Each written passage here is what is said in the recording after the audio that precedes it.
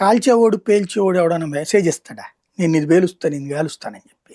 అంటే ఈ మధ్యన జరిగిన దాడి, జమ్మూ కాశ్మీర్ మన పహల్గాం దాడి అన్ని చూసినప్పుడు అంటే ఢిల్లీ మీద అంత డేర్ చేయరు, ముందు ఏమన్నా ఒక థ్రెట్ క్రియేట్ చేసి తర్వాత ఏమన్నా దాడి చేస్తారా? ఏం లేదు, ఇవన్నీ ఏంటంటే ఊసిపోని ఎదవలు. ఇప్పుడు మెయిల్ ఎక్కడి నుంచి వచ్చింది ఇవన్నీ చూస్తే మళ్ళీ పాకిస్తాన్ నుంచి బంగ్లాదేశ్ నుంచి వస్తున్నాయి ఇండియా పేరు. అవును, వాళ్ళేగా చేసేది. అక్కడ వాళ్ళని అరెస్ట్ చేయమంటే చేయరు కదా వాళ్ళు. అది ఉత్తుత్తి బెదిరింపులు. బాంబు పేల్చినోడు ఎవ్వడు అట్లాగా వార్నింగ్ ఇచ్చి పేల్చల, మడ్డలు చేసినోడు ఎవ్వడు అట్లా వార్నింగ్లు ఇచ్చి పేల్చలు. ఇప్పుడు పాలగాములు ఎవడన్నా ముందు చెప్పి చేశాడా? ఎవడు చెప్పలా.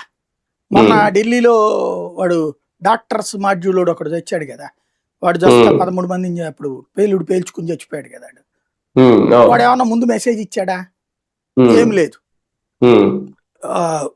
బెదిరింపులు అనేటటువంటిది తరచు ఇప్పుడు ఫ్లైట్ లేట్ అవుతుందంటే కనుక ఫ్లైట్ కి బాంబు బెదిరింపు పెడితే తర్వాత ఫ్లైట్ లేట్ అయ్యి లెక్కిన వాళ్ళు కూడా ఉన్నారు.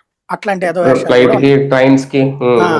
ఇంకోటి ఏదో సమాజం మీద విరక్తితో పూర్తిగా పిచ్చెక్కకుండా సగం పిచ్చెక్కిన వాళ్ళకి ఉన్నటువంటి నాలెడ్జ్ తో చేస్తున్న వాళ్ళకి కూడా ఉన్నాయి గతంలో ఇన్సిడెంట్స్.